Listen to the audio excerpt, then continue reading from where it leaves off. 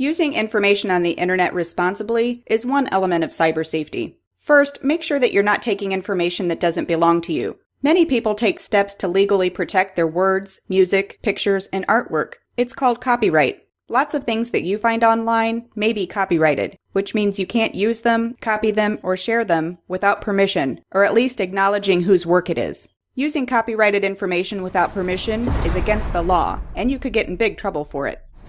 Here's some more news for you. Not all the information on the internet is true. I know, it's shocking. You can find trusted information on the internet by visiting websites that end in .gov or .edu.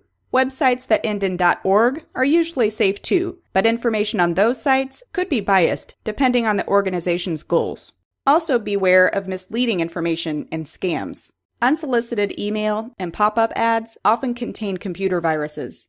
Ignore pop-up ads and delete email from people you don't know. If you're ever asked for personal information, invited to download something, or redirected to an unsecure site, close the page and tell an adult. Secure sites have a web address that start with HTTPS and show a picture of a lock. Those are sites that are safe to make purchases or download software with your parents' permission.